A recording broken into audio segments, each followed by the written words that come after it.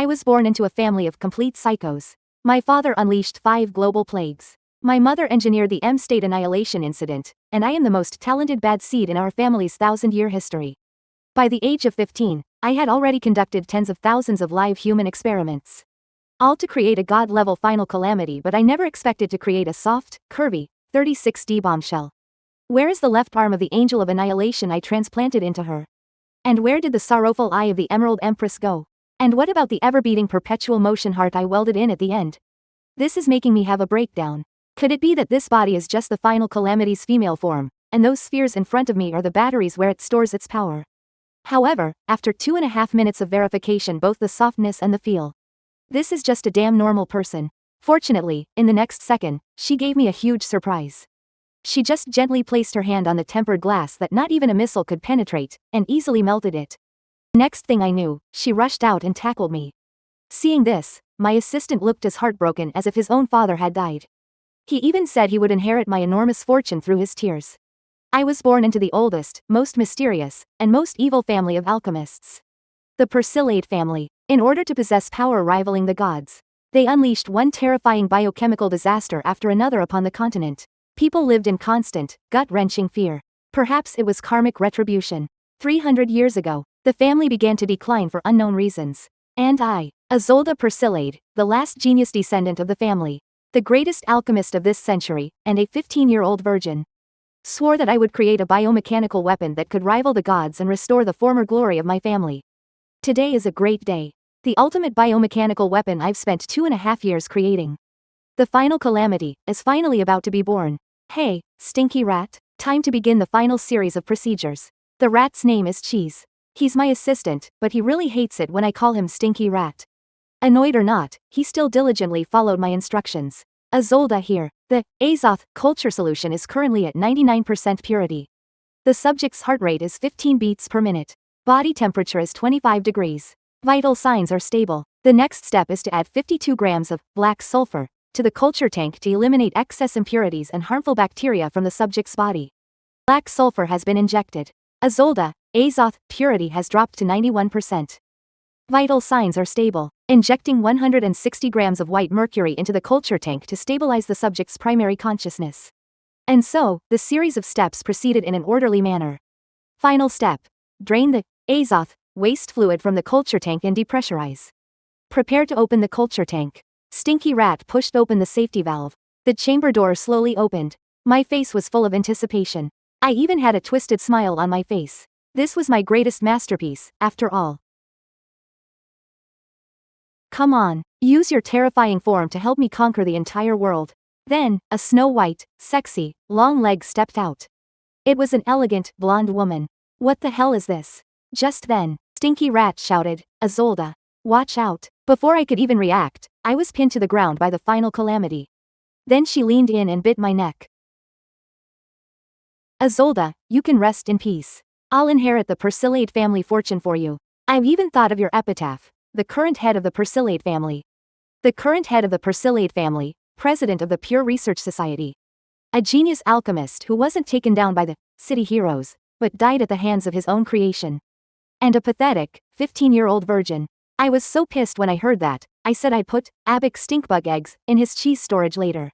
Stinky Rat had the nerve to say I was the vicious one, but then he realized I wasn't dead. Instead, he saw me lying there with a look of pure enjoyment. I told him there's no way I'd be killed by my own test subject. After all, I had Stinky Rat add my manifested liquid soul extract to the final calamity's incubation fluid. Because of that, my soul has a natural affinity with it.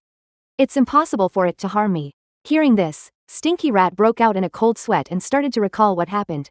He remembered it was one night when he was pretty buzzed. That was when I gave him the manifested liquid soul extract. He even beat his chest and swore he wouldn't mess things up.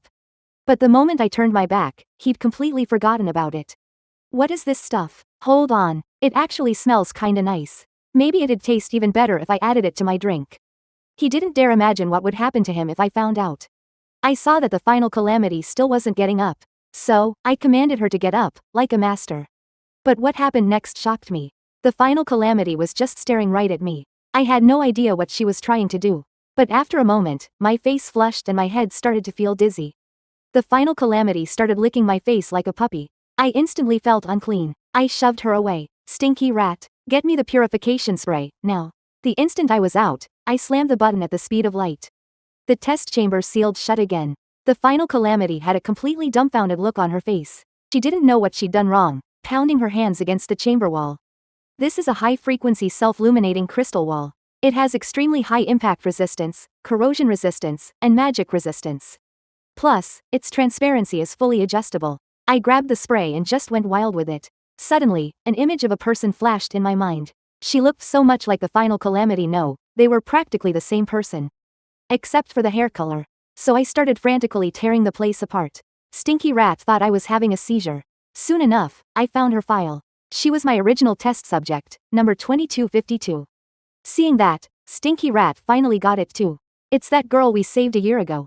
The one who was missing limbs and on death's door. No wonder she looked so familiar. But that's not damn right. That girl definitely had purple hair. That was the issue. And her personality had changed, too. 1 year ago, an alarm suddenly went off at the White Queen Bank in Gordon City. Stinky rat and I were in the bathroom, taking a leak.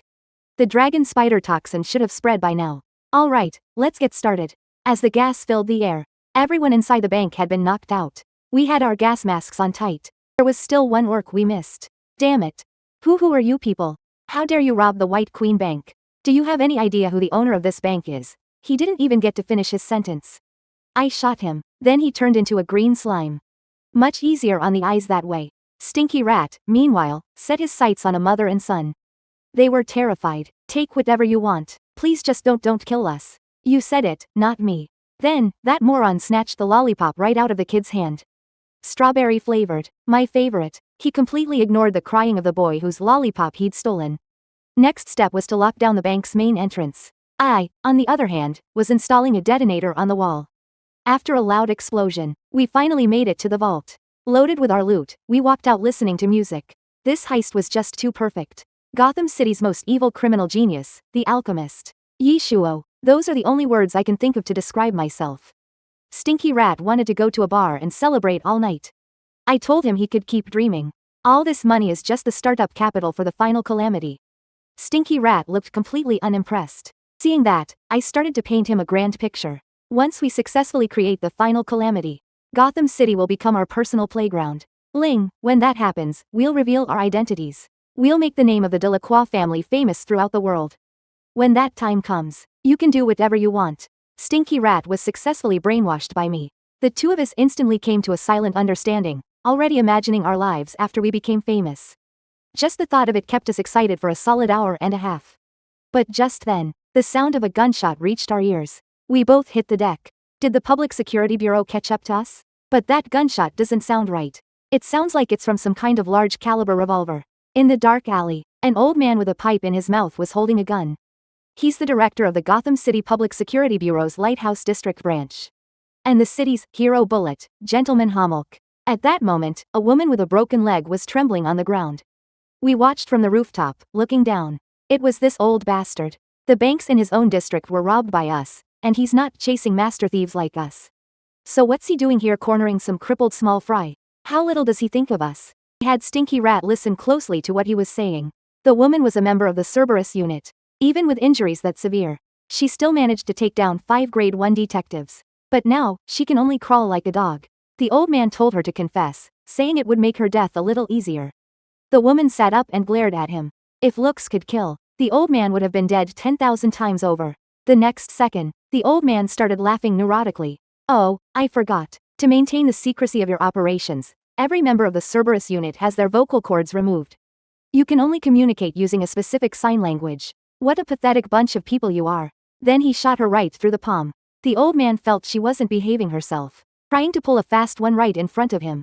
The old man looked at the teddy bear on the ground. The roster is still on you, just as I thought. Did you hide it inside this little bear? What a piece of junk. The woman grabbed his pant leg and let out an inhuman sound. The old man thought she was getting in the way. He viciously struck her head with the muzzle of his gun. Then he stepped right on her head. It seems this filthy little bear is very important to you. Well then, you can have it back. Then, with a single shot, he blew the teddy bear's head off. The woman's eyes widened in horror. She gritted her teeth hard enough to shatter them. The old man didn't want to waste any more time on her. He got ready to finish her off immediately. It just means the bounty will be a little smaller. I'd heard just about enough. I immediately began to applaud. Well, who would have thought? Gotham City's bane of criminals, the selfless city hero, Gentleman Bullet, Director Homolk, is actually just another piece of garbage who's blinded by money. This startled the old man. He immediately swung his gun toward me. Who's there? Allow me to introduce myself. Standing before you is Gotham City's most evil criminal, and the greatest alchemist of this century. Baron Aesop. Pan. Stinky Rat immediately let out a couple of coughs beside me. Oh, my apologies. I forgot to introduce him. This gentleman next to me is this Baron's #1 subordinate, Dr. Junkrat. Stinky Rat wasn't pleased to hear that. I must seriously correct you. Not a subordinate, a crime partner. The two of us are actually in an equal partnership. Also, it's the mysterious and crazy Dr. Junkrat. Pay attention to the prefixed adjectives. For the sake of this title, we immediately started arguing. Stinky Rat still insisted that the repetition sounded more badass. The old man looked completely numb hearing this and immediately cut in. I don't have time to play house with you little brats. If you interrupt the adults' work again, you might not see your mommy again. We both felt we were being underestimated. We decided to show him what we were made of, and threw the 2 bags of money we'd stolen down in front of him. Just as expected, the old man's expression changed drastically when he saw it. So it was you two who robbed the Empress Bank this evening. The guy finally recognized us. So we both immediately struck a pose, looking completely smug. The old man said it was a sign of low self-esteem and insecurity. By showing off your own criminal acts, you're trying to satisfy some kind of twisted internal need or achieve some sort of psychological fulfillment. He also called criminals like us bottom-of-the-barrel noobs, and he always hated killing noobs and trash. After all, his bullets were very precious. But today, he would make an exception. As a gentleman, he would let us run for 3 seconds first. I immediately refused his kind offer, stating that I'd like to experience this gentleman's marksmanship. Just as the old man was about to pull the trigger, his whole body froze. No matter how hard he tried, he couldn't pull it. He suddenly felt the pistol weigh a ton. Then, he fell to his knees. By the time he realized what was happening, it was too late. This was another one of my masterpieces, muscle cell nerve interference gas. Codename, the Powerless. In an environment with a concentration of 300 ppm, a human only needs to breathe for about 8 seconds to begin showing symptoms of poisoning. And this old man had been breathing it in for over a full minute. The old man never thought he'd be taken down so easily. What is your goal? Are you trying to save this woman? I looked down on him, truly worried about his train of thought. Please, we're evil villains. How could we possibly do something so righteous as saving someone? I just simply can't stand a city hero like him. A stream of green liquid shot out, and the old man turned into a slime. But he still hadn't given up. Even after turning into a slime, he didn't forget to try and escape. Seeing this, Stinky Rat didn't stop him, but just scoffed. So this is all a city hero with a silver hero license amounts to. The next second, he was startled. Hey, what are you doing? I'm observing how much longer this woman can live. It was a miserable sight. Her left arm and left leg had been severed.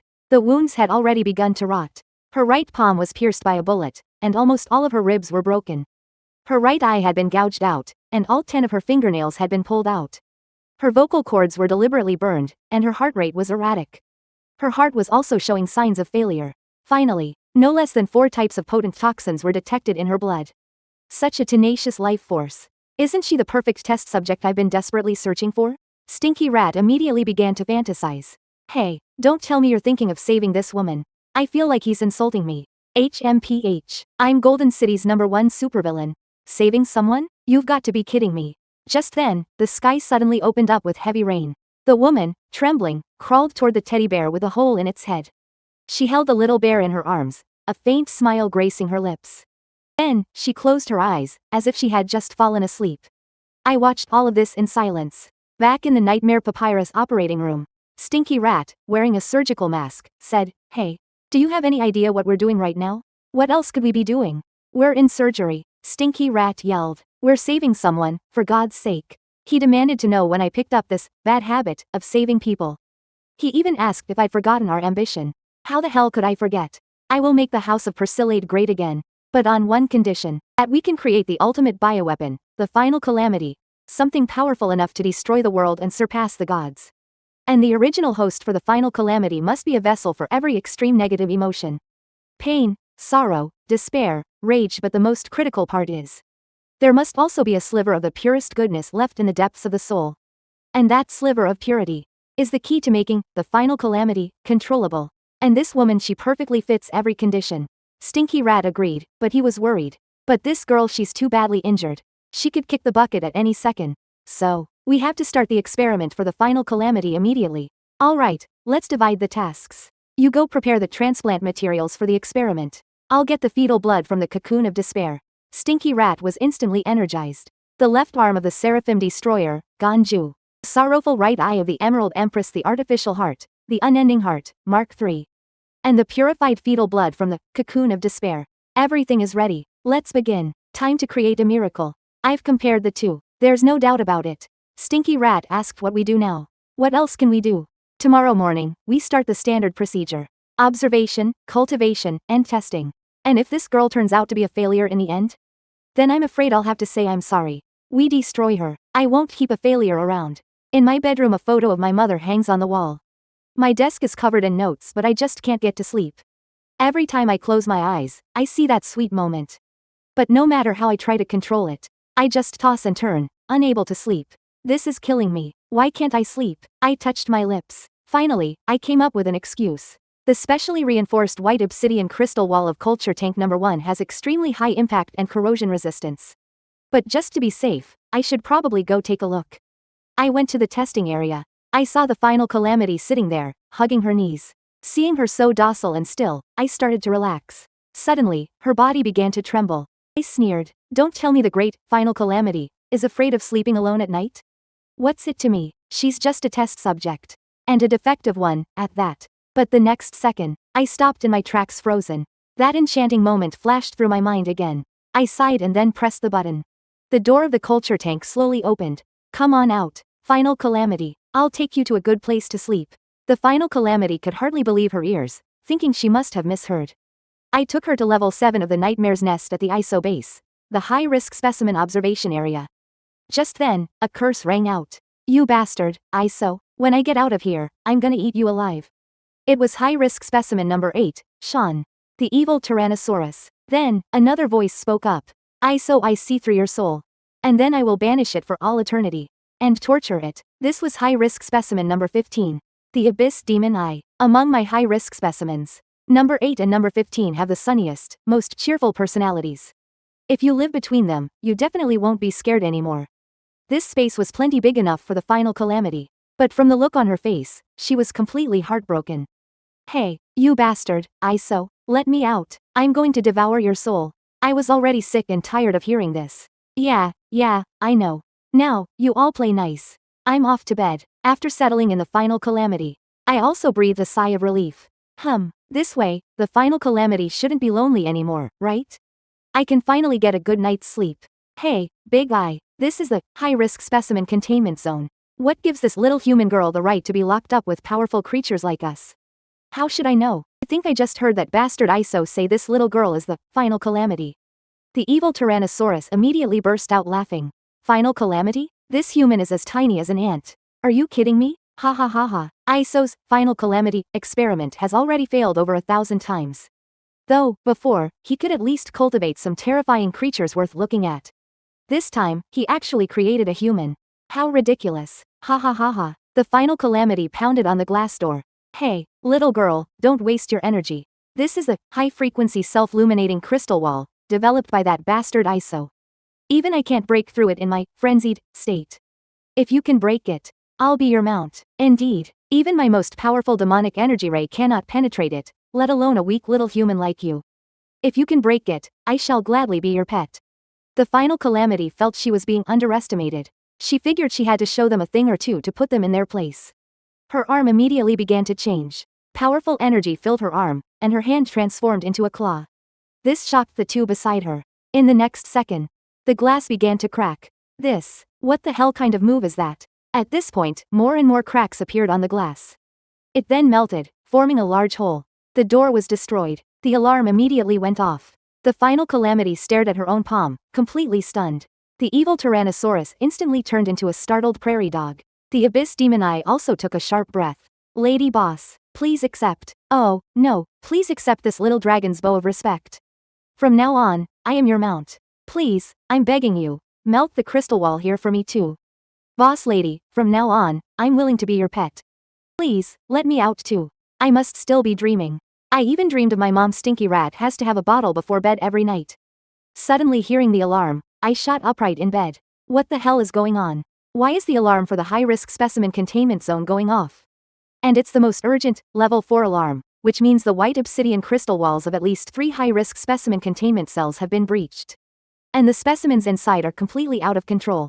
We have to before those things cause any more damage. We have to suppress them, now. The two of us immediately took the elevator up.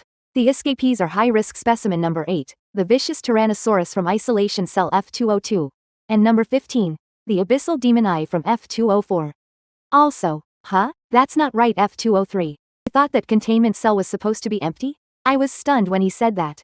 I immediately had him show me the monitor. And there was final Calamity, standing in front of a giant hole. She materialized the transplanted left arm of the Seraphim of Ruin. Damn it. First, you better explain this to me. How the hell did final Calamity get transferred to the high-risk specimen observation area? The two of us quickly arrived at the high-risk testing area. The second we walked through the door, we saw the vicious Tyrannosaurus and the abyssal demon eye having the time of their lives. My expression darkened. I said, all right, you two. Haven't you had enough fun? The vicious Tyrannosaurus and the abyssal demon eye immediately glared at me. You bastard, Aesop. You locked me up like a lab rat for so long. I'm gonna teach you a lesson. Without a word, Stinky Rat pulled the trigger. A ball of fire erupted right in the vicious Tyrannosaurus's face. It didn't hurt him in the slightest, but he still yelled, what the hell is this stuff? It's a sack grenade, filled with over 200 dragon spider eggs. As a dragon, you should know what dragon spiders are, right? They're parasites that live exclusively on dragon and sub-dragon species. Spiders that feed on dragonkin. Once you're infested, death is certain. I started to applaud slowly. Correct, but there's no prize. Meanwhile, the abyssal demon eye tried to sneak attack me while my attention was on that oaf. It was about to dissolve me with a magic energy ray, but in the next second, I threw out a canister weapon. The abyssal demon eye knew this was bad. Instantly, a blinding light engulfed it. My eyes, I'm going blind. Aesop, you goddamn bastard. My tone was perfectly calm. So, are you two going to keep making a mess, or are you going to crawl back to your containment cells? You don't actually think this is enough to make us submit, do you? We still have our boss lady. That's right. Our boss lady can melt even your toughest high-frequency white obsidian crystal walls in an instant. You're no match for her. What boss lady? Just then, final Calamity slowly walked out. I had to admit, this was going to be tricky. Damn it, if that one's really out of control, we're in serious trouble. The vicious Tyrannosaurus was quite pleased with my expression. Aesop, it's been a long time since I've seen that look of fear on your face. Boss lady. This bastard Aesop imprisoned and experimented on noble creatures like us as if we were lab rats. It's the ultimate humiliation. Boss lady, you have to make him pay for what he's done to us. Saying the most arrogant words with the most pathetic body. Final Calamity said nothing, she just slowly walked towards us. Stinky Rat started to panic. Hey, don't you have a contingency plan for suppressing final Calamity? In theory, none of the known existing physical means can 100% suppress the ultimate Calamity.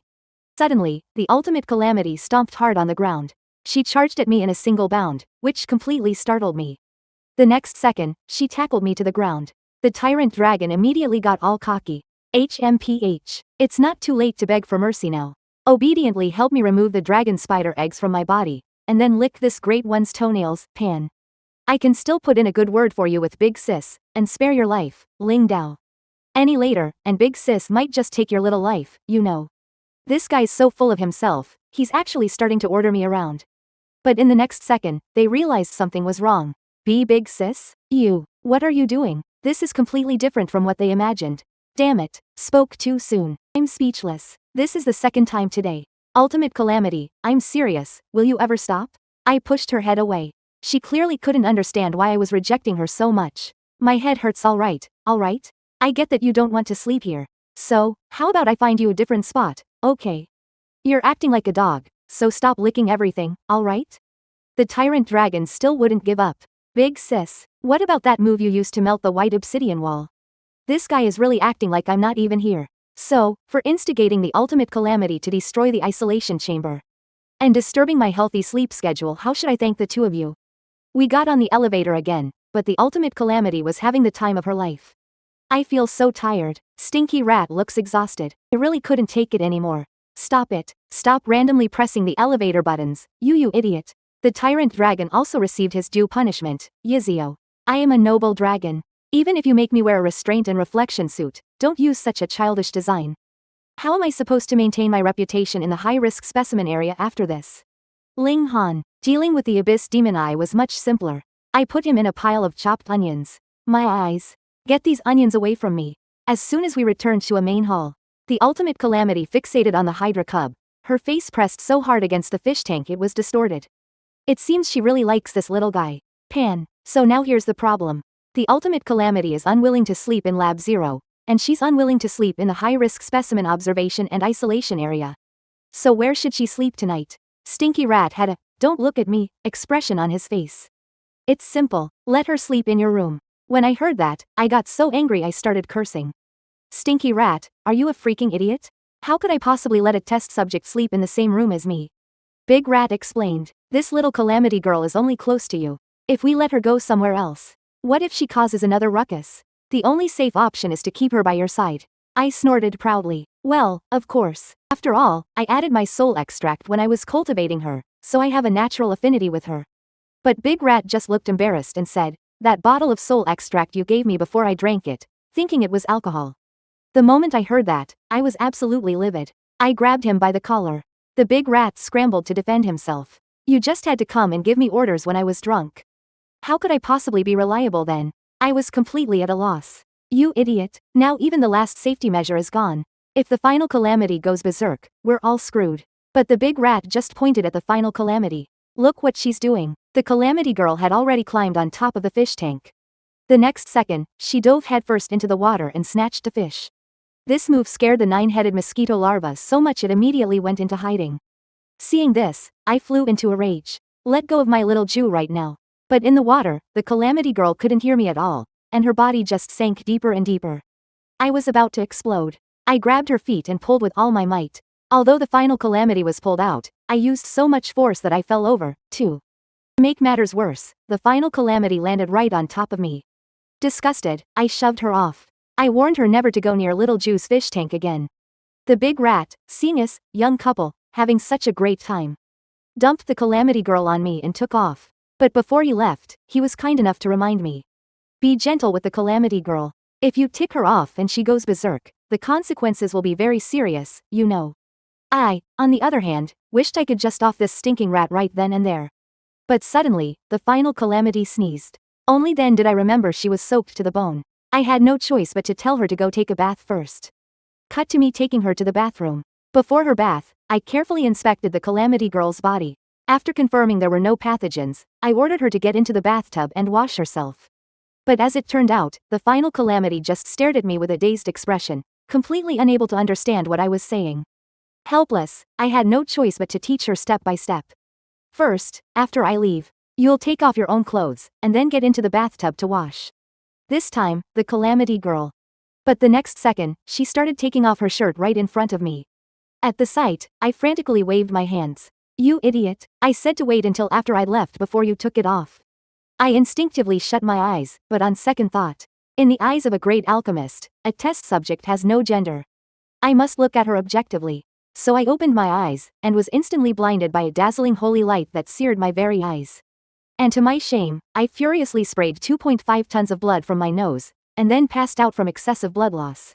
A few moments later, I came to. This time, I was smarter. I put on a pair of sunglasses to wash this troublesome girl. Just as I was about to rinse her off, the final Calamity suddenly lifted her head. Seeing this, my heart began to pound. I have to say, this female Calamity's biocarbon shell is certainly misleading. After rinsing her off, I handed her a towel and told her to dry herself. I don't care what kind of Calamity she is, I can't be bothered to wait on her. But just as I was about to leave, I stepped on a bar of soap. My whole body tipped backward, and I fell right into the tub. Rubbing my aching head, I was filled with regret. I should have just hosed her down with a pressure washer and been done with it. Concern. Seeing my sorry state, the female Calamity's face filled with worry. Just as she was about to help me up, Big Rat pushed the door open at the most opportune moment. He'd come to give me a riot control collar, to prevent the final Calamity from suddenly going on a rampage. Instead, he walked in on the harmonious scene between the two of us. It looked like the collar wouldn't be needed after all.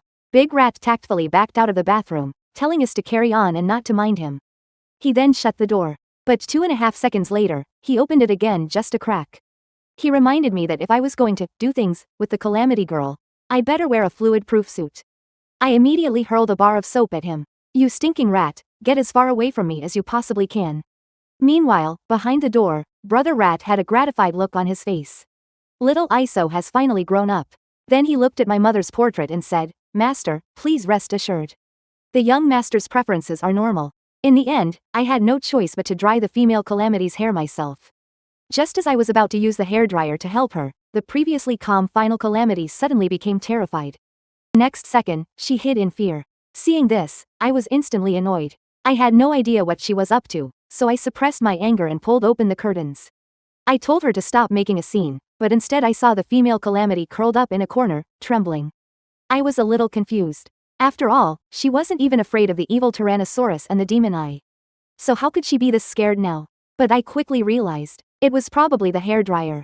Its shape looked too much like a gun, so it subconsciously made the female Calamity remember being hunted. It seems she still retains her previous memories. I sighed. What a troublesome test subject. Then, I picked up the hairdryer and demonstrated it in front of her. After confirming it wasn't dangerous, the final Calamity finally smiled in relief. Then she started playing with the hairdryer. But she played with it for 2.5 hours straight. She showed no signs of stopping, so I snatched the hairdryer right out of her hands. I went through all this trouble to create you, not so you could play with a hairdryer all night. Seeing the hairdryer get snatched away, the female Calamity immediately grabbed my arm. She looked at me pitifully, but I was completely unmoved. I locked the hairdryer in a drawer and said coldly, acting cute won't work on me. Next time, if you behave yourself, I'll let you play with it again. Now, go to sleep. Immediately. Hearing this, a flash of disappointment crossed the female Calamity's face, but she didn't dare to defy me. Then I led her into the room, wondering where I should have her sleep. After all, as a test subject, she obviously can't sleep in the same bed as me. But the next second, she flashed past me, and by the time I realized what was happening, she was already lying comfortably on my bed. I completely lost it. I immediately started dragging her off the bed. You idiot, get down from there, now. 2.5 minutes later, I finally managed to drag her onto the floor. I warned her with a serious expression. Test subjects are not allowed on the bed. You're sleeping on the floor tonight. Don't move around, don't make any noise, and you are absolutely forbidden from going into the bathroom to play with the hairdryer. After laying down the rules, I lay down, but I couldn't fall asleep for the longest time. This girl might look harmless, but who knows if she'll suddenly go berserk in the middle of the night. At that thought, I couldn't help but glance over at her. I saw her curled up on the floor like a little kitten. She looked peaceful enough, so I finally started to relax and get ready for sleep. But as soon as I closed my eyes, I heard a series of rustling sounds from the floor. Fighting off sleep, I warned the female Calamity not to move, but the sounds continued. I flared up in anger. I got up, ready to throw her out, only to find her hugging herself tightly, shaking uncontrollably. Even her lips had turned pale from the cold. So, she was cold. After that, I went to Big Rat's room. The guy was snoring like thunder, fast asleep. I tapped him on the face. But he just smacked his lips, rolled over, and went back to sleep. Seeing this made me furious. He dumps this huge problem on me, and then sleeps like a baby himself. So I immediately went and got in a box stink bug. I put it right under his nose. The moment the stench hit his nostrils, he started vomiting uncontrollably. Then he grabbed me by the collar and started yelling, Aesop, are you insane? I shot back, perfectly justified. Who told you to dump the final Calamity on me? Anyway, I actually came to ask if you have any spare bedding. Hearing this, the big rat immediately perked up. Oh, so this is for the little Calamity girl, huh? You complain about her all the time, but your actions are pretty honest, aren't they? I explained irritably, I have to run a test on her tomorrow. I need to ensure her bodily functions are stable. That's when the big rat realized. Don't you have 6 sets of bedding? Just lend one to the little Calamity girl. But I told him my bedding sets are all planned out. Mondays and Sundays are for the cycle of the week. So I use the Ouroboros pattern. Tuesdays and Wednesdays, I use alchemy symbols. It helps me get into a research mindset. Thursdays, I use the solid purple one, because that was my mom's favorite color. And Friday is when my crime art TV series airs. So I have to use the matching 4-piece set from the main character. And finally, Saturday. The big rat suddenly cut me off. On Saturdays, you definitely use the comforter with the concept art of the final Calamity printed on it. Hearing this, I was quite pleased with myself. You're absolutely right. So you see, I don't have a single spare comforter for her to use. But just then, the big rat retorted. Letting the final Calamity sleep under a comforter with her own picture on it, what's the problem with that? I was instantly speechless. His logic was surprisingly irrefutable. Defeated, I had no choice but to go to the bedding storage area and open the safe for the Saturday set. Then, while spreading the comforter on the floor, I told the Calamity girl, "You're not allowed to roll yourself up in it like a burrito, and you'd better not drool on it." She obediently agreed, then lay down peacefully and fell asleep. As for me, I was completely exhausted from dealing with the Calamity girl all evening. I quickly fell into a deep sleep. In the morning, I was woken up right on time by my alarm clock. But then I suddenly noticed an extra hand on my comforter, and felt warm breath tickling my ear. I immediately realized it was the final Calamity. She had crawled into my bed in the middle of the night. But then again, she actually looks kind of pretty when she's asleep. But right at that moment, the big rat, with his impeccable timing, pushed the door open and walked in. "Morning, Aesop. Did you have fun last night? I mean, how did you sleep?" Seeing this, I quickly hid the final Calamity under the covers and greeted Ratso with an awkward but polite smile. But then Ratso noticed that the final Calamity wasn't in the room and immediately panicked. If she slipped off to the high-risk specimen observation area again and lets the other subjects out, we're screwed. I immediately put on a serious face and told Ratso to check the surveillance footage. "I'll be there as soon as I get changed." Ratso was about to leave, but then he noticed the comforter behind me was squirming. "Aesop, there's something moving in your bed." I pressed down hard on the comforter. Trying to act calm, I answered, "You must have gotten something in your eye. You're seeing things." But before I could finish, the Calamity girl popped out from under the covers with her hair all messy. Her face was flushed from lack of oxygen, and she was gasping for air. Seeing this, Ratso's misunderstanding deepened. "Well now, little Aesop, you've been a very naughty boy, haven't you?" I immediately explained, "The final Calamity snuck in here herself while I was asleep." Ratso put on the air of a wise senior, saying, "I get it. A hormonal teenage virgin like you. I'm not going to laugh at you. In fact, I'm happy for you. Our little Aesop is finally growing up." Before Ratso could finish, I pulled out the bug spray and started spraying it right in his face. Ratso clutched his nose and rolled around on the floor. "Aesop, you bastard. This bottle of super concentrated bedbug spray was developed by us to deal with city heroes, but I just stated calmly. Who told you to stand here talking nonsense with me? Hurry up and prepare for the final Calamity's test." The scene changes, and we arrive at the test subject area. At this moment, Big Rat is measuring the female Calamity's height. After finding out she's 171 centimeters tall, Big Rat turns to me with a wicked smile. "Hey, the Calamity girlie is a whole 11 centimeters taller than you. If you want to make out with her, you'll have to stand on your tiptoes." I immediately retorted, "Dream on, I'm still in my growth phase. And besides, who wants to make out with her?" Next up was the weight test. We learned the female Calamity was only 64 kilograms. I was instantly puzzled because, logically, with so many components implanted, her weight should be at least 800 kilograms. Then it was time for what Big Rat cared about most, her measurements. Holy cow, a perfect 36D. You damn rat, stop measuring useless data. After that, it was time to test her lung function. I demonstrated for the female Calamity. First, take a deep breath. Then, blow hard into the device. That's how your lung capacity value will be displayed. Seeing the little bat on the needle rise continuously as I blew, the female Calamity's face filled with excitement. "Alright, now it's your turn." The final Calamity copied what I did and began to inhale. But after 2.5 minutes, she still hadn't exhaled. Seeing that she was about to suffocate, I quickly motioned for her to blow into the device. But the next second, the final Calamity grabbed my face and pulled me close. "What do you think you're doing? You're not supposed to blow into my mouth, you idiot." But before I could finish, the final Calamity kissed me directly. She blew frantically for 2.5 minutes, then wiped her mouth in satisfaction.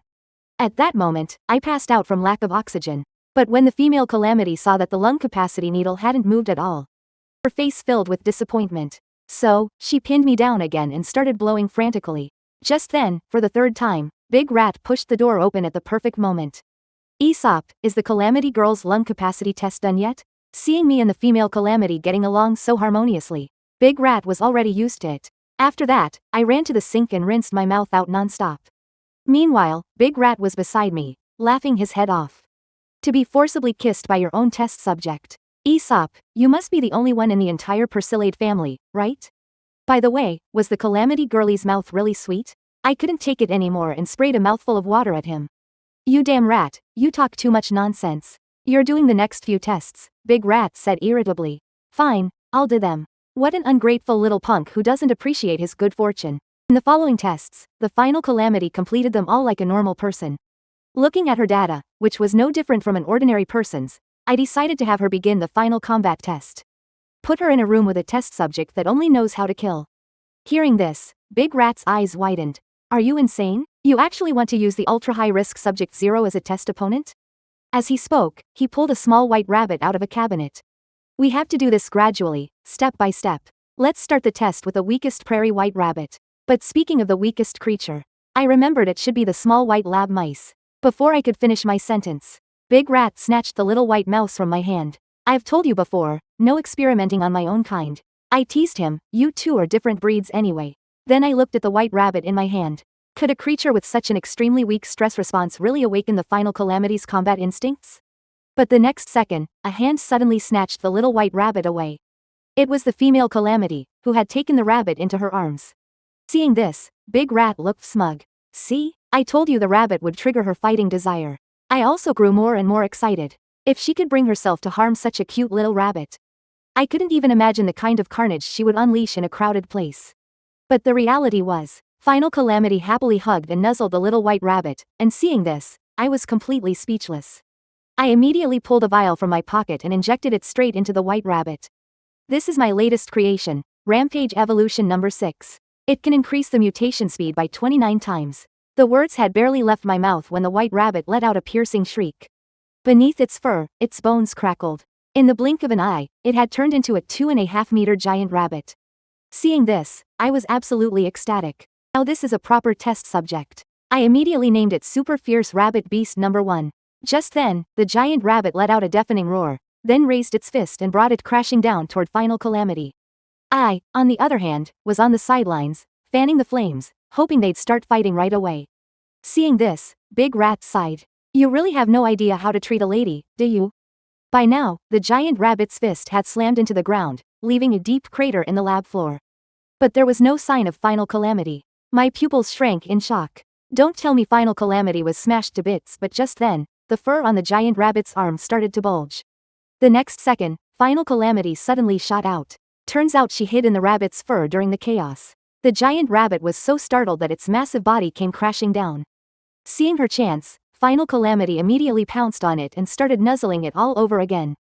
The giant rabbit, which had been so violent just moments ago, was now lying on the ground blushing as she toyed with it. I was about to lose my mind watching this.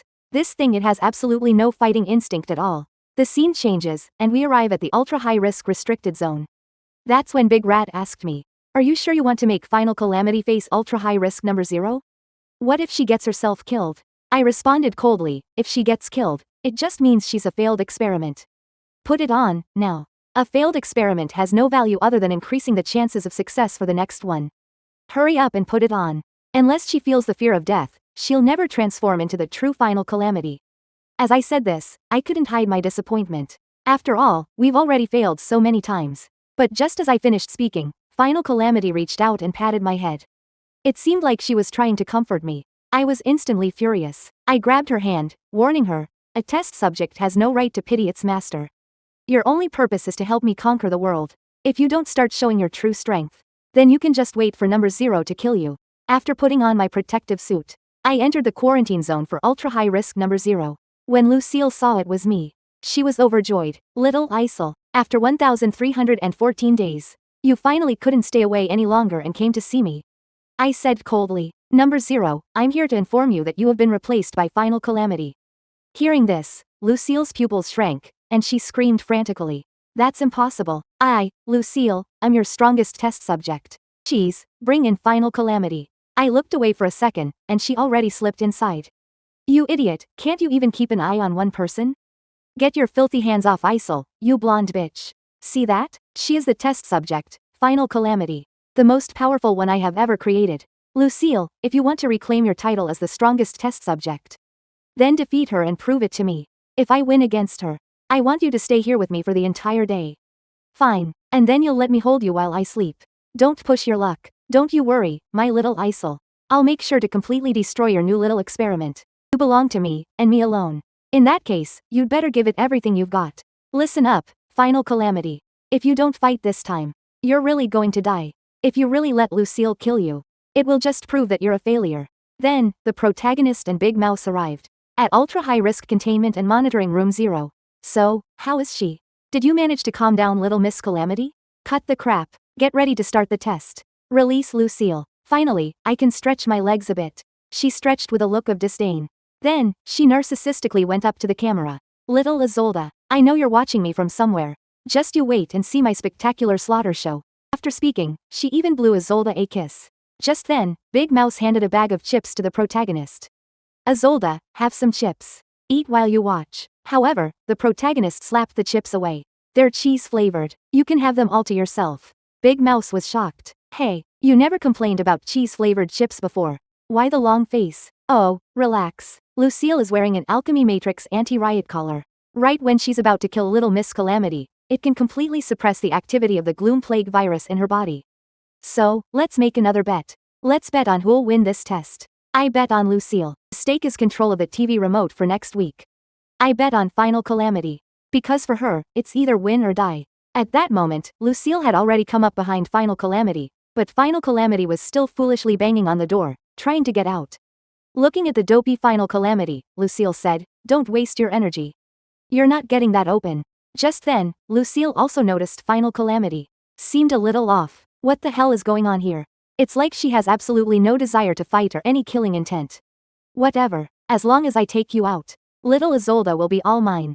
Lucille was about to make her move. Little Miss Calamity isn't reacting at all. What a useless Final Calamity. Become nourishment for me. But in the next second, Lucille's hand was suddenly grabbed. Lucille was shocked. How did this thing turn around and grab my hand? This scene instantly excited the protagonist. She sensed Lucille's lethal threat, and is preparing to enter her combat state? This is great. Final Calamity is finally stepping up. At this, Lucille panicked inwardly. What the hell is this thing up to? Where is she taking me? Soon, Final Calamity was dragging Lucille over to the large iron door. She then pointed at the door and started yelling, "Ah, ah, ah." This scene left the protagonist and Big Mouse speechless. Hey, so when she grabbed Lucille's hand just now, don't tell me she just wanted Lucille to help her open the door? She can't possibly be that unbelievably stupid, can she? Just then, Lucille finally understood. You dragged me all the way over here, you didn't really want me to help you open the door, did you? The moment Lucille finished speaking, Final Calamity smiled and nodded at her. Lucille put a hand to her forehead and burst out laughing. Ha ha ha, little Isolde, the ultimate biological weapon you created, Final Calamity, turns out to be a complete moron. Then, Lucille grabbed Final Calamity's wrist. Sweetie, let me tell you how to get out of here. It's by being consumed by my Gloom Plague virus. Until all that's left is a pile of crispy bones, which will be tossed in the non-recyclable bin and hauled away. Soon, Final Calamity's body began to corrode. Oh dear, it seems the strongest bioweapon, Final Calamity, has been poisoned. You'd better remember that, little Isolde, the strongest bioweapon is, and can only be me. Ultra Hazard Unit 0, Lucille, the Dark Plague Malignancy. Just then, an alarm went off on the monitoring screen. This is bad. The Dark Plague virus is penetrating the epithelial cells of the Calamity girl's skin, infecting all of her flesh and organs. The male lead was confused. How is that possible? We've run tests on this before. The red blood cells in the fetal blood of the cocoon of despair should kill any pathogen that attempts to infect it, including Lucille's Dark Plague virus. By now, Final Calamity was completely infected. She collapsed to the ground, trembling uncontrollably. Is she really going to croak this easily? How boring. The large rat warned, we have to stop the combat experiment. The Calamity girl is dying. What's there to panic about? Look, the sensor data shows. The Dark Plague virus has only infected 30% of her red blood cells, 42% of her organ cells, and 38% of her nerve cells. That's nowhere near the lethal threshold. Only death can make the fetal blood of the cocoon of despair inside her boil, forcing her to become the true Final Calamity. As the Baron's, one and only assistant, you will compose yourself. Then, Lucille stomped her foot on Final Calamity's head. Little Isolde, is this really Final Calamity? She's pathetically weak. I haven't even had my fun yet. Hey, weren't you so full of energy and attitude just a moment ago? You even had the nerve to make me open the door for you. What's wrong? Cat got your tongue? The Dark Plague virus has now infected over 70% of her cells. You're still not stopping it? Don't be so hasty. Wait a little longer. Her unfailing heart is a mechanical, artificial organ. The Dark Plague can't infect it. Besides, it hasn't reached her cranial nerve cells yet. It seems little Isolde doesn't really care about this thing, does he? I must have misunderstood. Well, in that case let's prepare a Grand Prix dinner ritual. The next second, Lucille began to lick Final Calamity. Even for a trash-tier specimen, she tastes surprisingly delicious. Well then, time to dig in tilde. Dark Plague virus has now infected 90% of the Calamity Girl's cells. We can't wait any longer. We have to immediately activate the alchemical matrix anti-riot collar on Lucille. But just as the large rat went to press the button, the male lead stopped him. Isolde, what are you doing? It's not time yet. Wait, not time my ass. She's nowhere near ready. We can't just stand by and watch Lucille devour her. Oh, cut the crap, you stupid rat. You're only like this because she's good looking. I've never seen you go so soft on any of the other specimens. Don't forget our ambition, to make the world kneel at the feet of the House of Persilade. Whether it's Final Calamity or Lucille, they are merely tools to achieve that goal. Just then, Final Calamity suddenly cried out to the male lead, Master, Master, Master. By this point, Final Calamity was on the verge of collapse, her voice barely a whisper. When did the Calamity Girl learn to speak? Did you teach her? I taught her a little last night. Last night, Final Calamity tried to climb into his bed countless times. After being kicked off the bed by Yizio, the panicked Final Calamity could only shout, ah, ah, ah, at the male protagonist. No means no. Test subjects aren't allowed on the bed. Rejected by the male protagonist, Final Calamity made a pitiful expression. Seeing this, the male protagonist softened a bit. Listen up, if you call me Master once, I'll make an exception and let you sleep on the bed for 30 minutes. But the Azoth culture solution I soaked her in has long since repaired all the wounds on her body. Her vocal cords have already healed, so the reason she can't speak right now is for one reason only. Her vocal cords were damaged for too long. So long that she's forgotten how to speak. Come on, repeat after me. Su Ren Master. Final Calamity tried her best to learn, but she still couldn't pronounce it correctly. The male protagonist was helpless. Is it really that hard? Final Calamity struggled for a long time, but could still only make, ah, ah, ah, sounds. Man, this one's pretty dense, huh? Alright. But Final Calamity didn't give up.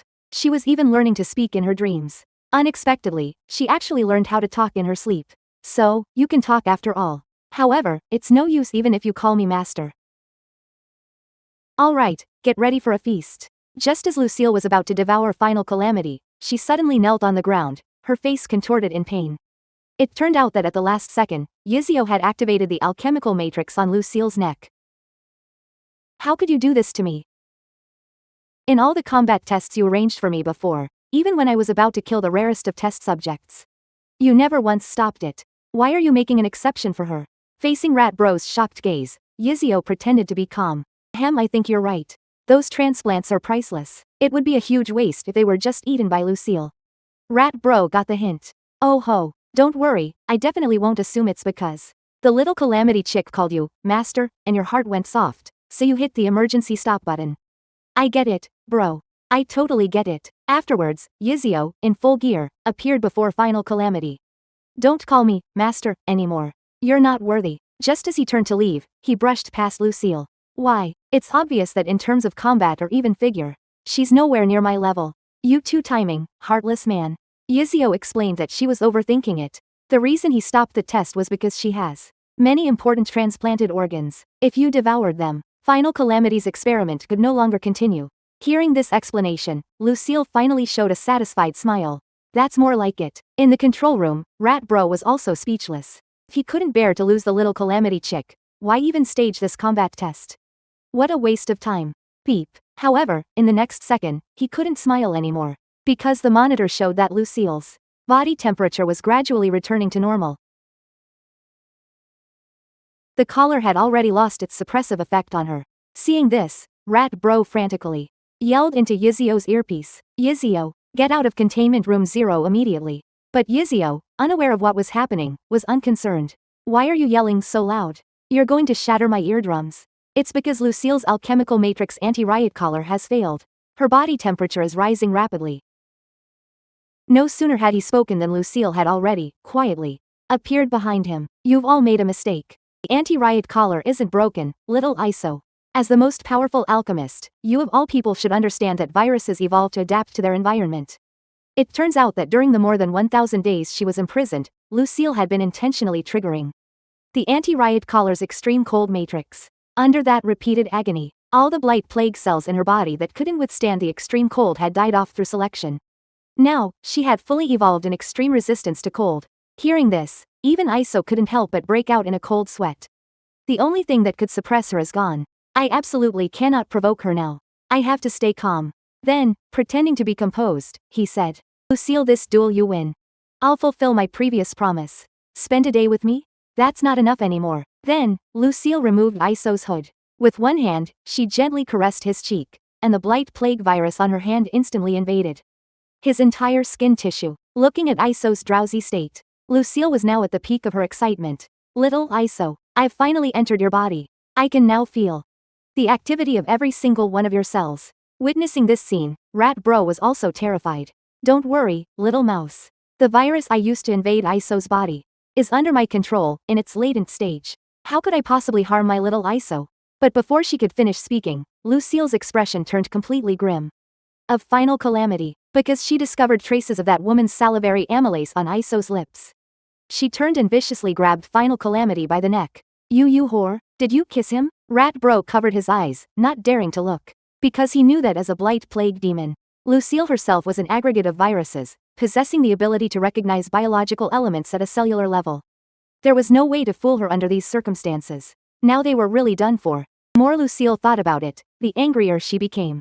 Something she hadn't even obtained yet had been snatched away by her first. Absolutely unforgivable. I'm going to invade every single one of your nerve cells with the blight plague. As a look of agony spread across Final Calamity's face, Iso was completely powerless. Lucille was the most powerful blight plague virus he had ever created, able to withstand almost any organic or inorganic compound. The only thing that could suppress her, the ultra-low temperature alchemy collar, she had now evolved a resistance to. Now, she had almost no weaknesses. He turned and glanced at the void matter that could annihilate anything. This stuff is still in the research phase. Using it rashly could destroy the entire base.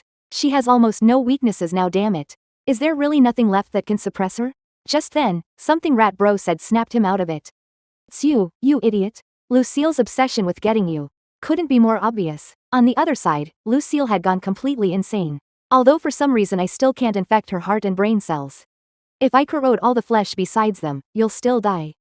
The next second, Iso called out to her from behind. Stop, Lucille, I'll repeat this one last time. She turned around to see Iso holding a gun to his own head. Are you insane? You're actually using your own life to threaten me for this idiot? Lucille couldn't believe Isadore would go this far for this woman. I told you she isn't important. But her body is my most important experimental asset. The most important. Without these assets, I can't conquer the world. Then what's the point of living? Well done. In the monitoring room, Brother Rat couldn't stop praising him. This Isadore guy's acting has really improved. After a moment of internal conflict, Lucille slowly lowered her head. I understand. Huh? Isadore was taken aback. He hadn't expected her to agree so readily. When he came to his senses, he realized he had indeed been overthinking it. She hadn't listened to a single word. After I devour her, I'll be the one to help you, Isadore, revive your family and conquer the world. Isadore took a deep breath. There's no other way. I have to use that move. Brother Rat was stunned by this. You have a trump card to control Lucille? Then why didn't you use it sooner? Because this trump card is embarrassing, obviously. Hearing this, Lucille's body instantly froze. She rushed in front of Isadore at top speed. Are you telling the truth? The thought of getting to hug little Isadore to sleep every night. Lucille's entire body couldn't stop trembling. But at the same time, she held up 2 fingers. I can spare that piece of trash. But I have 2 additional demands. First, I switch places with that worthless thing. She will be locked in this detention room forever, while I get to go out and live with my little Isadore. Although Isadore really didn't want to agree, for now, he could only placate her. He'd just have to find a new way to suppress Lucille later. I agree. And the second one? Hearing his answer, a wicked smile spread across Lucille's lips. She pushed Isidore's head into her chest, then slapped the Final Calamity awake. Watched closely, Lucille was determined to get her revenge. Revenge, right in front of her. She forcefully tilted Isidore's chin up, and without another word, smashed her lips onto his, not stopping until Isadore was almost out of breath. Only then did she reluctantly pull away. You really haven't changed. Still like that violet Rolandberry flavored toothpaste, huh? Brother Rat silently closed his eyes. To be honest, as his friend, I'm happy for him. But as his lab assistant, I feel bad for him.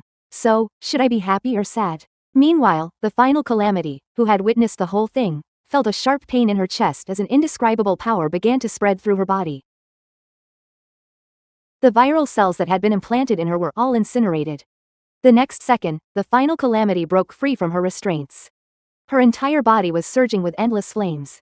Then, she grabbed Lucille by the throat. "I hate you, you evil woman." Isadore and Brother Rat were dumbfounded by the sight. That was the left hand of the annihilating angel. Fortunately, the final Calamity couldn't yet fully control this power. After defeating Lucille, she fell unconscious for 3 days. During this time, the final Calamity had a dream. In the dream, she was being mercilessly abused by her stepmother. The little teddy bear in her hands was viciously thrown to the ground and stomped to pieces. Her father, seeing this, was heartbroken.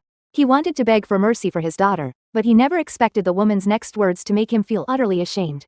"What's this? Putting on a touching father-daughter act for me, are you? Don't you forget who dragged you up from being a bit part actor in some garbage little troupe where you couldn't even afford to eat? And made you the #1 playwright in the kingdom?" As soon as the words left her mouth, a man wearing a mask appeared out of nowhere behind the woman. "So, your family voluntarily applied to provide a child soldier?" "That's right, it's that damned girl." The father was stunned by this. "Who is he? Why did he just walk into our home without knocking?" The masked man, however, stated condescendingly, "As long as we're within the kingdom. There is no place we famous dogs need to knock to enter. Not even the king's bedchambers." Hearing this, the father finally understood. His own daughter had been sold by this wicked woman into the notorious famous dogs organization. Don't let her size fool you. She's surprisingly strong, and she can endure hunger, too. You can starve her for 3 days and she'll still be able to talk. She's definitely prime material to become one of the famous dogs. Noticing the girl wasn't afraid of him, the masked man couldn't help but praise her. "That look in your eyes not bad at all. We'll take this child." He then threw the girl over his shoulder and started walking out, even as his daughter cried her heart out. But the cowardly father didn't have the courage to step forward and stop him. Meanwhile, at the White Queen film and television base, world-renowned actress, the White Queen, was preparing to shoot her new drama. The plot was about the male lead, after a series of hardships, facing death alone. But the deeply affectionate White Queen, for the sake of love, throws herself in front of the male lead to face it with him. After their love is proven through adversity, they share a passionate kiss. The original script required that the kissing scene must be faked with a camera trick. But the male lead decided on the spot to make it real. Just as he opened his mouth to kiss her, the White Queen planted her foot right in his face. "I said the kiss had to be faked. Who gave you permission to stick your disgusting mouth on me?" At that moment, the director quickly yelled, "Cut." He rushed over to apologize. "Chairman, please, calm down." It turns out the White Queen isn't just the chairman of the White Queen Film and Entertainment Group. She's also the #2 ranked city hero of Golden City. He's new, we just hired him. He doesn't know the rules here. But he's already the best we could find. The actor who looks most like the first mayor. The White Queen stared at the man for a long time. "It's just a superficial resemblance. He doesn't have an ounce of my father's spirit. And his acting is terrible. His expression when he was supposed to be burned was so fake. Replace him." "But we've already gone through over 700 replacements. We've auditioned more than 2,000 people. Our budget is already severely overdrawn." Hearing this, the White Queen was completely dismissive. "I was wondering what the big deal was. It's just money, isn't it? I'll give you an additional 200 million for the budget.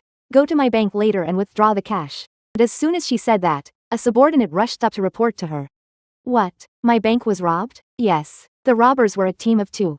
They planted a timed gas device in the bank's air vents beforehand. After paralyzing everyone inside the bank, they carried out the robbery." He then handed her the gas device that Aesop had left at the scene. At first, the White Queen thought it was just an ordinary robbery. But after noticing a special mark on the device, her pupils constricted. "It's him." On top of that, Bullet Gentleman, Homolk, was hit by an unknown biochemical weapon while pursuing the 2 robbers. He was turned into a disgusting slime. Right now, the Lighthouse District Precinct is in complete chaos. They're asking headquarters for help. After a moment of contemplation, the White Queen told her subordinate, "The patrol bureau's incompetents don't need to get involved in this. I'll go myself." Hearing this, her subordinate seemed to understand. "Right. After all, the Lighthouse District is your heroic jurisdiction." The White Queen stood up, a fierce look on her face. "You're wrong. This has nothing to do with my hero execution division. Those robbers might have the answer to an important question I've been seeking. Also, dispatch all of the group's personnel. Find those robbers, no matter the cost." Filming for the new series is suspended.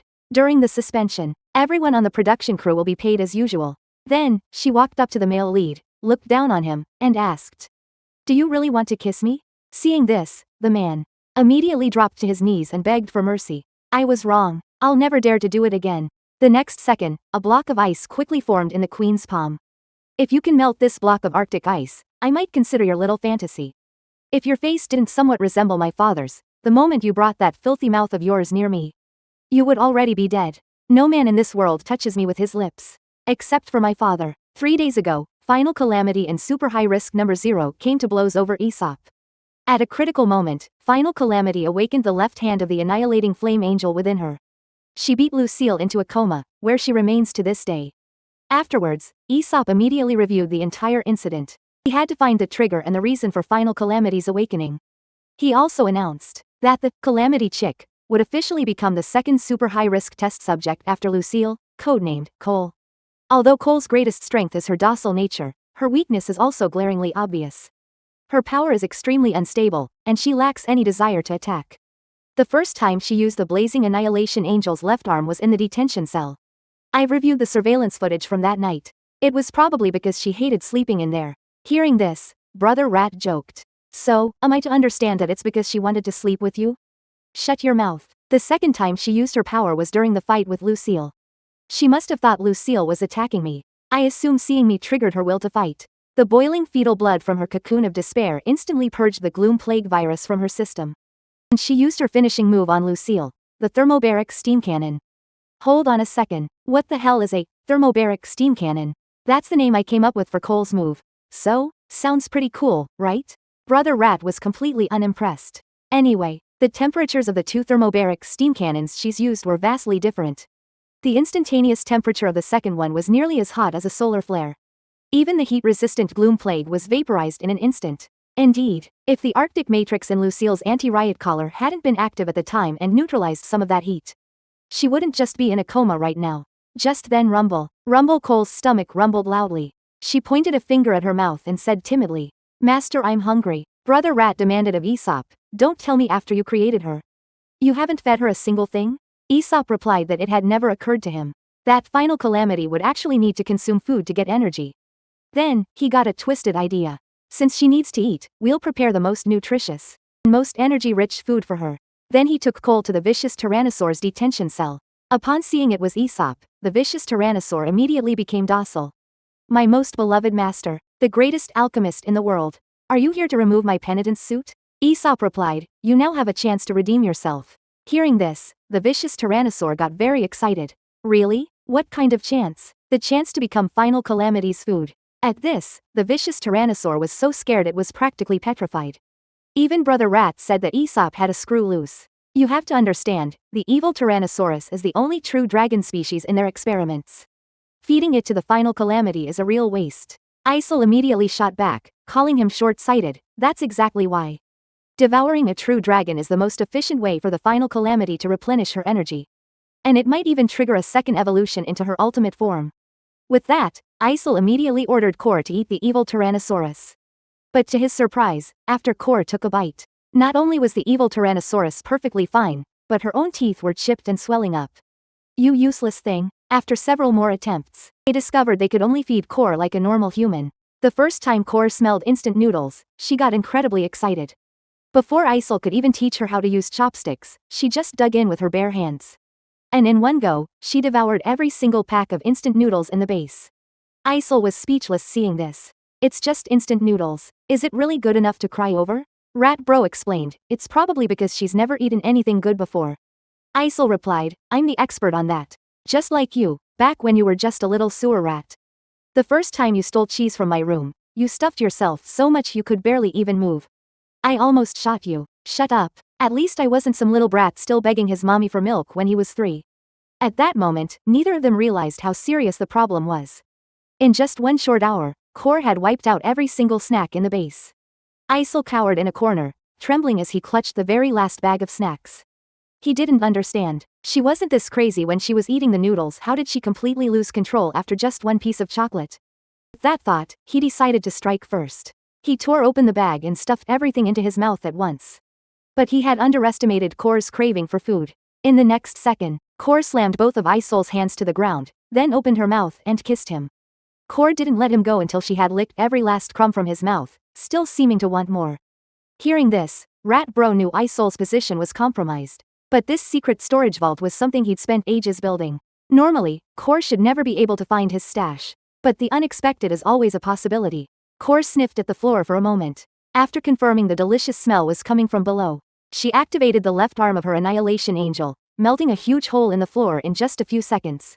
Then, she leapt down. Seeing this, Rat Bro tried to put up a fight. But who knew that firearms would be as fragile as paper against Core?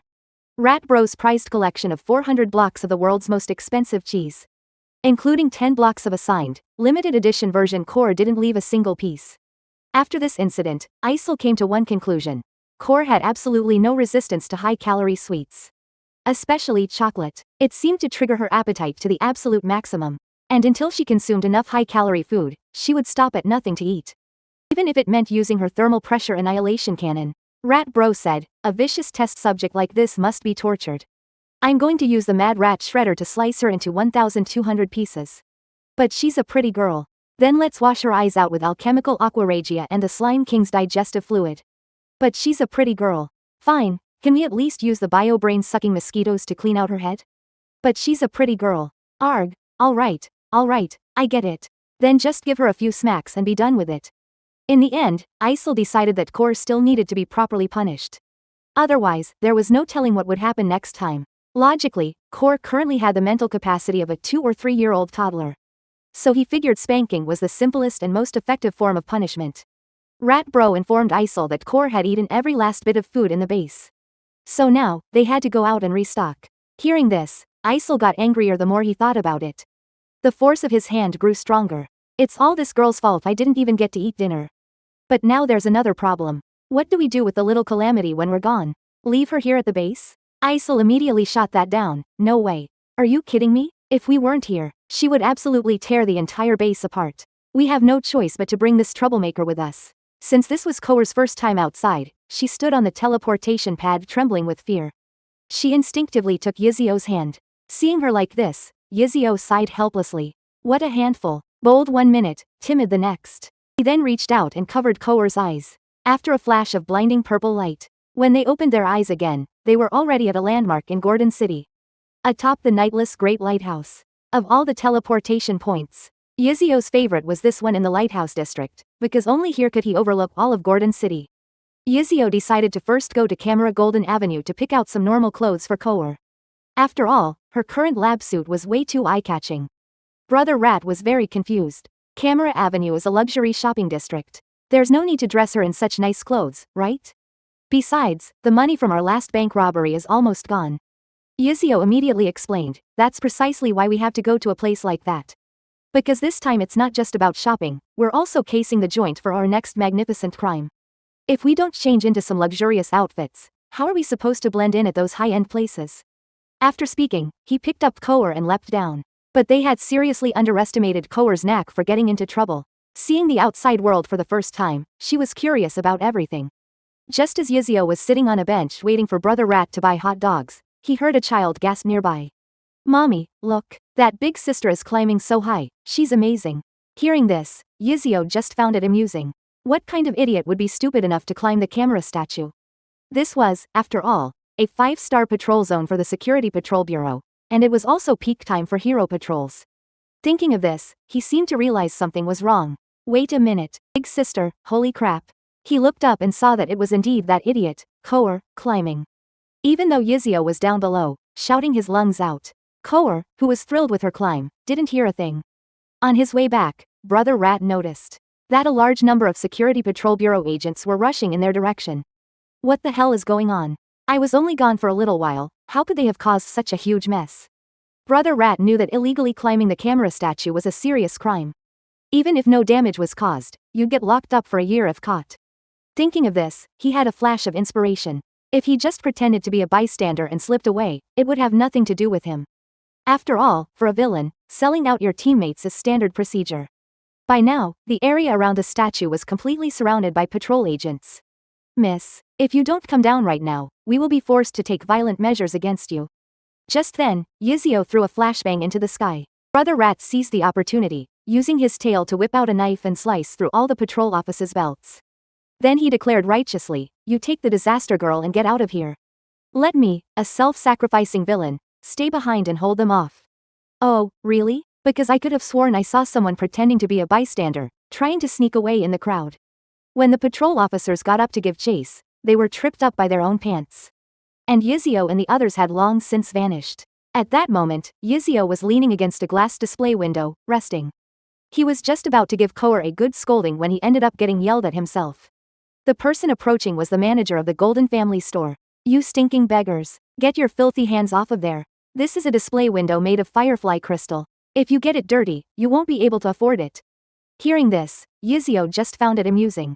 Hey, stinky rat. He says this window gets dirty easily. What should we do about that?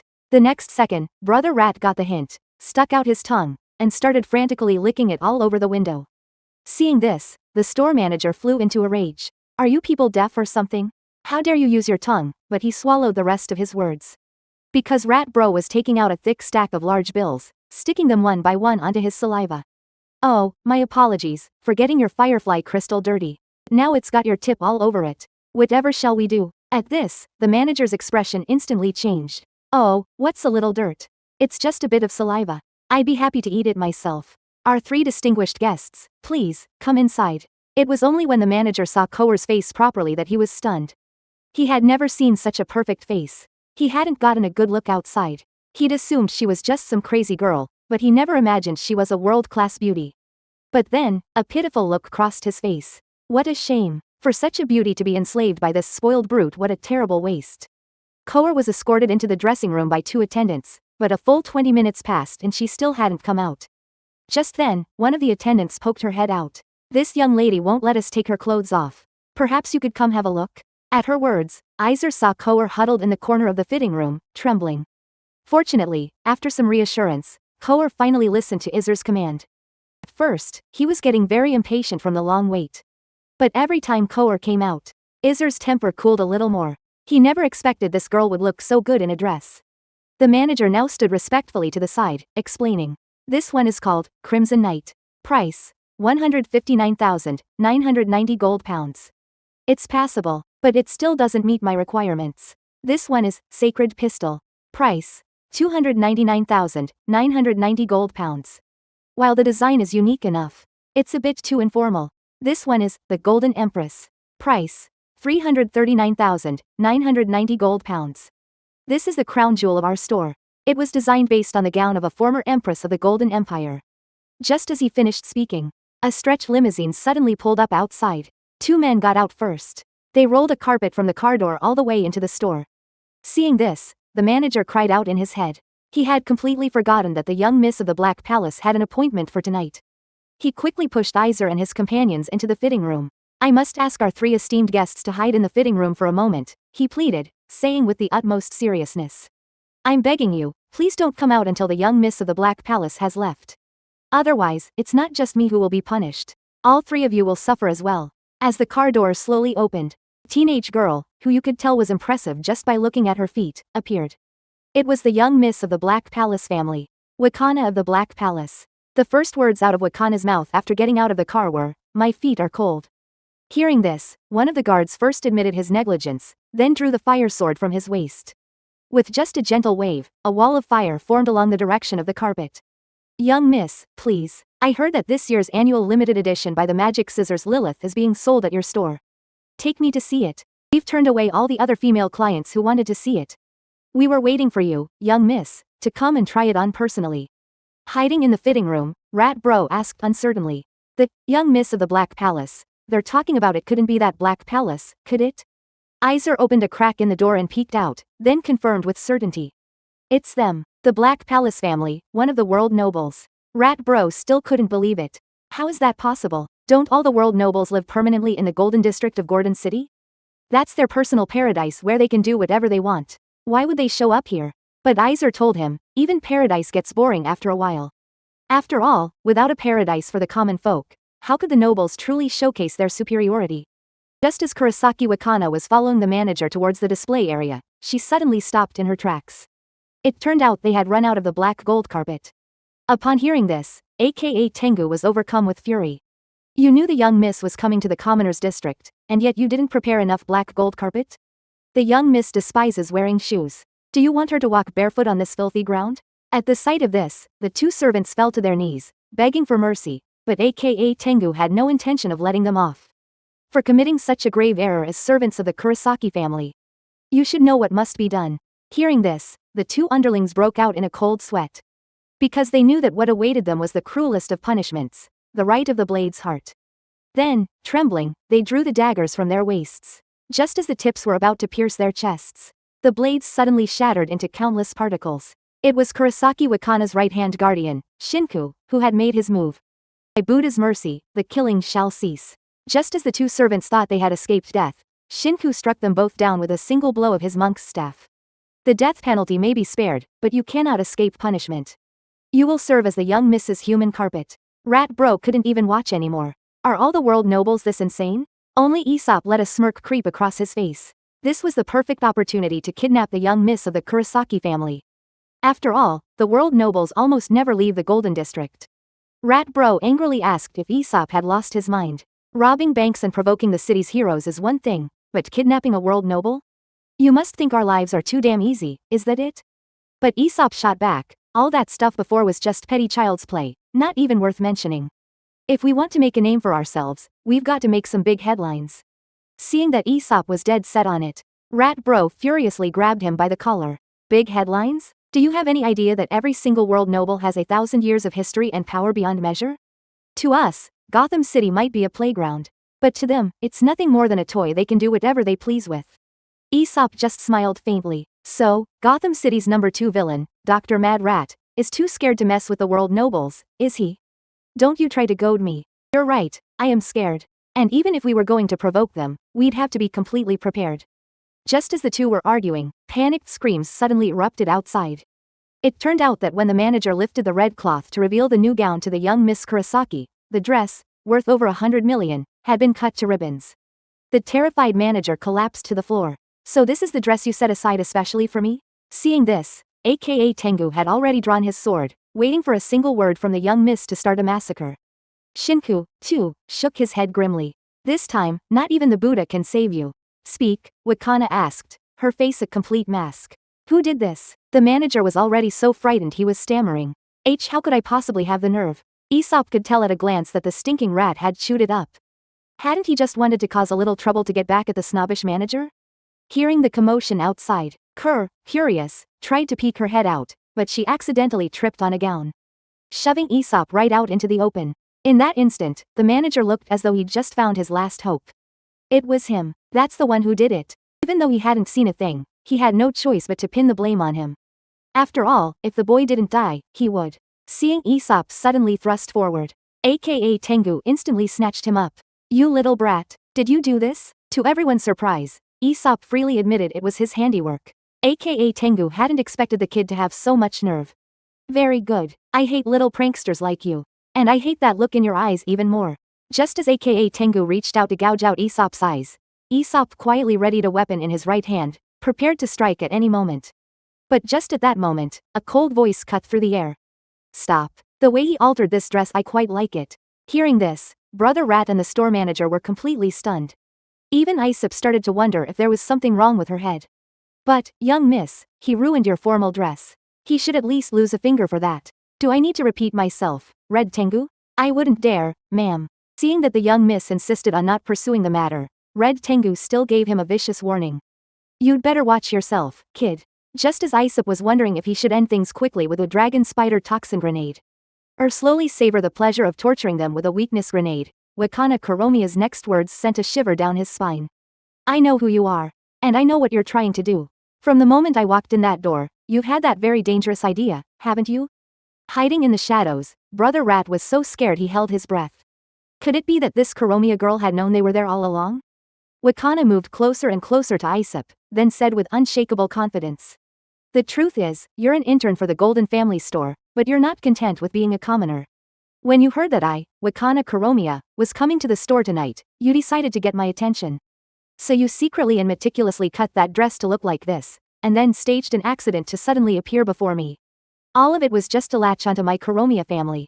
Am I wrong? Hearing this, Aesop was on one hand relieved, and on the other, he was dying to know where she got her confidence. HMPH. I figured it all out, didn't I?